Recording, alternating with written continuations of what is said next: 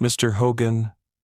The voice was so quiet, Hulk almost missed it. He was walking through the backstage corridor at Madison Square Garden, focused on his upcoming match, when something made him stop. There, pressed against the security barrier, was an 8-year-old boy in a wheelchair, bald from chemotherapy, looking up at him with eyes that held more hope than any child should need to carry. What happened in the next 5 minutes would begin a secret that Hulk kept for 20 years, a story that reveals the man behind the legend. Madison Square Garden, New York City.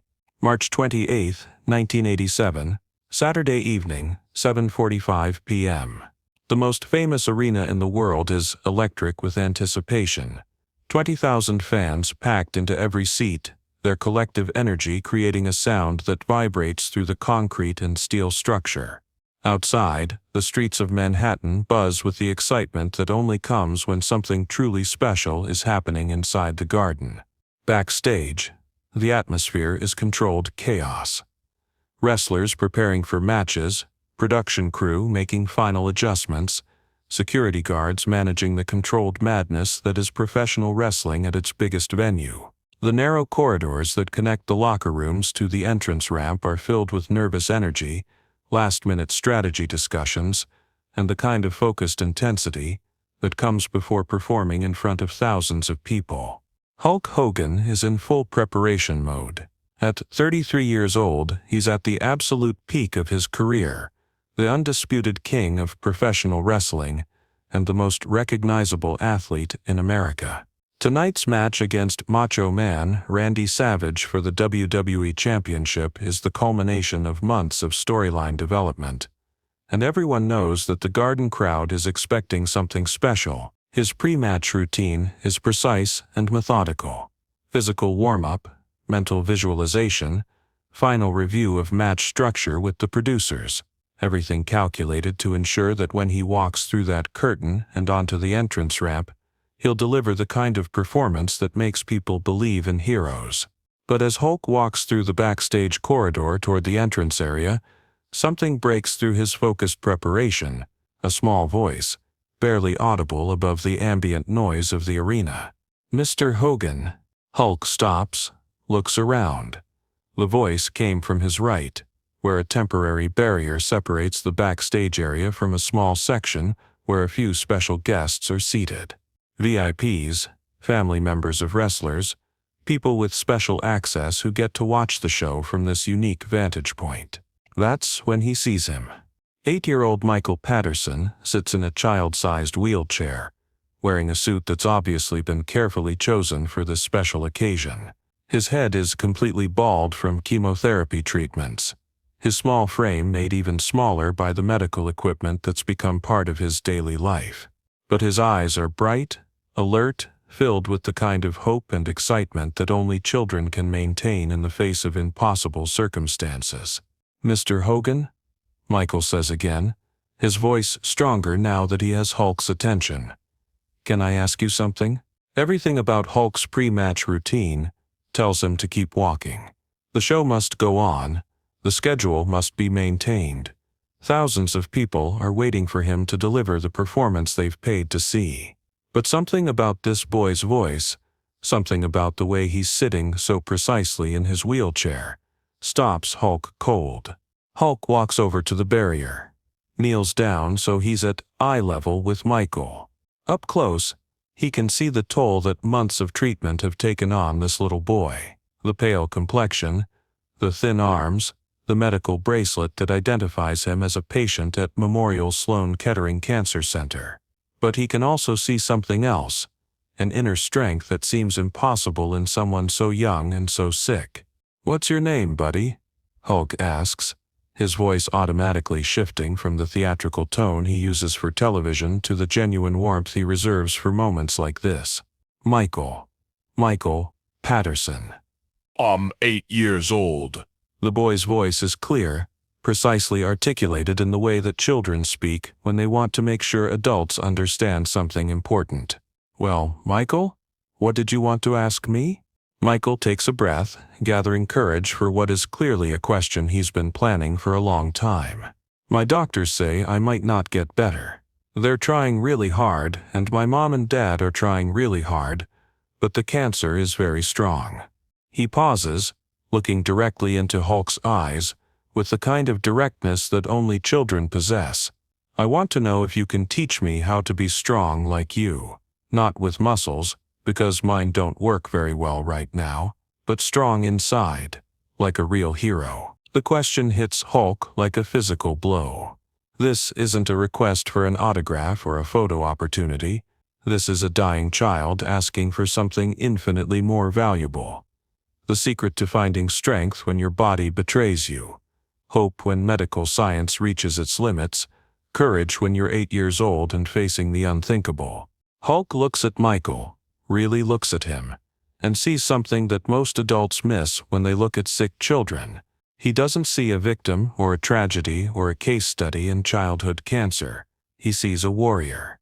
A small, fragile, impossibly brave warrior who's been fighting a battle that would break most grown men, and who's still looking for ways to become stronger. Michael, Hulk says, his voice quiet but carrying absolute conviction. You already are strong like a real hero. Stronger than me. Stronger than anyone I know. Do you know why? Michael shakes his head. Because every day you wake up and you keep fighting. Every day you go to treatments that hurt and you do it anyway. Every day you smile at your mom and dad even when you're scared, because you know they're scared too. That's not just strength, Michael. That's superhero strength. Michael's eyes widen. This isn't what he expected to hear. But superheroes can lift cars and fly and beat up bad guys. The superheroes in movies can do those things. Hulk agrees. But real superheroes, like you, do something much harder. They keep going when everything tells them to quit. They find ways to help other people even when they need help themselves. They make their families proud even when they're scared. The conversation is happening in a bubble of quiet intensity, while the arena around them pulses with energy and anticipation. Other wrestlers walk by on their way to matches. Production assistants rush past with clipboards and headsets. But Hulk's entire attention is focused on this 8-year-old boy who's just asked him the most important question of his career. Michael, can I tell you a secret? Hulk leans closer, speaking in a conspiratorial whisper that makes Michael feel like he's being let in on something incredibly important. Okay, the strongest thing I do every night isn't lifting weights or winning matches. It's trying to make people believe that good guys can win, that heroes are real, that being strong matters. But you know what? Every time I do that, I'm really just trying to be like kids like you. Because you're already doing the hardest thing in the world, and you're doing it with a smile. Michael is quiet for a moment, processing this. Then he asks, would you come visit me sometime? At the hospital? I could show you how strong I really am. And that's when Hulk Hogan makes a decision that will define the next 2 years of his life, though no one else will ever know about it. Michael, give me your mom's phone number. I'm going to call her tomorrow. And we're going to set up something special. Just between us. No cameras, no reporters, no big show. Just you and me, working on being strong together. Michael's mother, Susan Patterson, has been watching this entire exchange from a few feet away, trying not to cry, trying not to interfere with something that's clearly very important to her son. When Hulk walks over to her and asks for her contact information, she can barely speak. Mr. Hogan, you don't understand. We've been fighting this for 18 months.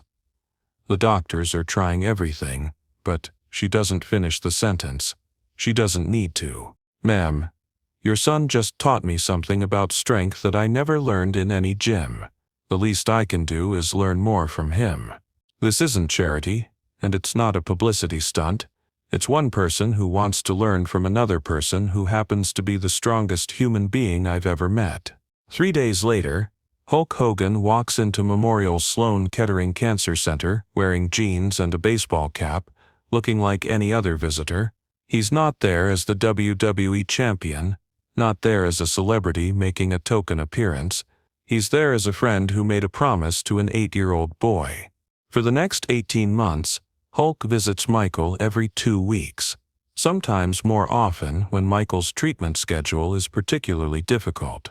No one at the hospital knows who he is, because he specifically requests that his visits be kept private. He doesn't want Michael to feel like he's part of a publicity opportunity. He wants these visits to be genuine. During these visits, they don't talk much about wrestling or fame or celebrity. Instead, they talk about strength. Real strength. The kind that comes from facing your fears, accepting help when you need it, and finding ways to help other people even when you're fighting your own battles. Michael teaches Hulk about medical procedures, about the side effects of chemotherapy, about what it feels like to be 8 years old and know that you might not live to be 9. Hulk teaches Michael about goal setting, about visualization, about finding inner resources you didn't know you had. But mostly, they just spend time together, playing video games in the hospital room, reading books, talking about what Michael wants to be when he grows up, a doctor, so he can help other kids like him, discussing the difference between being tough and being strong. Tough is not crying when you're hurt. Strong is crying when you need to, and then figuring out how to keep going.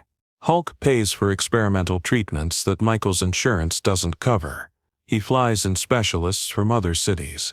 He makes sure that Michael's parents never have to choose between being with their son and paying rent. All of this is done quietly, anonymously, through lawyers and financial advisors who ensure that the family never knows where the help is coming from. As Michael's health improves, slowly, incrementally, against all medical predictions, their conversations evolve. Michael starts asking about what it means to use your strength to help other people. Hulk starts talking about legacy, about the responsibility that comes with being someone that other people look up to. Hulk, Michael says during one visit when he's been cancer-free for 6 months, when I become a doctor, I want to help kids the same way you helped me. Not just with medicine, but with believing they can be strong. Michael, Hulk replies, you're already helping kids just by showing them how to fight. Every day you keep going, you're teaching someone else that it's possible to be stronger than you think you are. 2 years after that first meeting at Madison Square Garden, Michael Patterson is declared officially cancer-free. His hair has grown back, he's gained weight, he's returned to school. By all medical measures, he's beaten a disease that kills most children who contract it. At their last regular visit, Michael presents Hulk with something he's been working on for months, a handwritten book titled How to Be a Real Superhero, based on everything Hulk taught him about finding inner strength. The book is illustrated with crayon drawings of children in hospital beds, wearing capes made of hospital gowns, flying over buildings that look suspiciously like cancer treatment centers. Hulk reads every page, and by the time he finishes, he's crying harder than he ever cried during a wrestling match. Michael, this is the most important thing anyone has ever given me. And you know what? You've taught me more about being a hero than I ever taught you. 20 years later, Dr. Michael Patterson is head of pediatric oncology at Memorial Sloan Kettering. He's dedicated his career to treating childhood cancer, and he's developed revolutionary approaches to helping young patients maintain psychological strength during treatment. In 2007, at a medical conference on childhood cancer care, Dr. Patterson gives a keynote speech titled, The Therapeutic Value of Teaching Strength. For the first time, he tells the story of a professional wrestler who spent 2 years visiting him in the hospital, who paid for treatments that saved his life, who taught him that real heroism isn't about fame or muscles or victory. It's about showing up for people who need you, even when no cameras are watching. The man who saved my life never let anyone know what he did. Dr. Patterson tells the audience of medical professionals. He never used my story for publicity. He never asked for credit or recognition. He just saw an 8-year-old boy who needed to learn how to be strong, and he decided that was more important than anything else he had to do. The audience gives Dr. Patterson a standing ovation, but not because of his medical achievements. They stand because they've just heard a story about what real heroism looks like when nobody's watching. After the conference, a reporter approaches Dr. Patterson and asks if he can reveal the name of the wrestler who helped him. Dr. Patterson shakes his head. "He made me promise I wouldn't tell anyone while he was still active in wrestling. He said if people knew, they might think he was doing it for the wrong reasons. Even now, I'm not sure he'd want the attention. Some heroes prefer to stay in the shadows." But in 2015, when Hulk Hogan is inducted into the WWE Hall of Fame for the second time, Dr. Patterson is in the audience. When Hulk mentions during his speech that his greatest accomplishment wasn't winning championships, but hopefully making some kid somewhere believe that good guys really do win. Sometimes, Dr. Patterson stands up and starts applauding. Hulk sees him in the crowd, recognizes him immediately despite 28 years of aging, and nods slightly. Just a small acknowledgement between two men who shared something that changed both their lives. Later that evening, they meet privately backstage.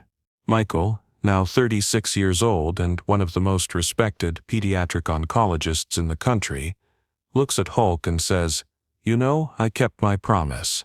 I never told anyone your name. But I told everyone your lesson." "What lesson was that?" Hulk asks.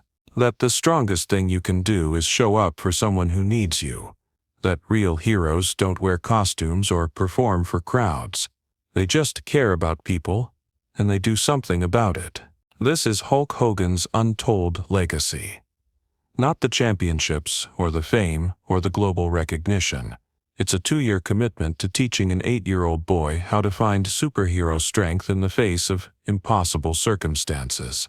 It's anonymous medical payments and private visits and conversations about courage that no camera ever recorded. It's the understanding that sometimes the most important match you'll ever win happens in a hospital room, with an audience of one, when the only thing at stake is whether a little boy believes he's strong enough to keep fighting. Michael Patterson kept his promise for 28 years. He never revealed Hulk's name, never used their story for personal gain, never violated the trust of the man who saved his life. He just lived the lesson he learned that real strength means showing up for people who need you, whether or not anyone else will ever know about it. The untold legacy of Hulk Hogan isn't about entertainment or athletics or pop culture. It's about the quiet heroism of spending 2 years teaching a dying child how to find the strength to live.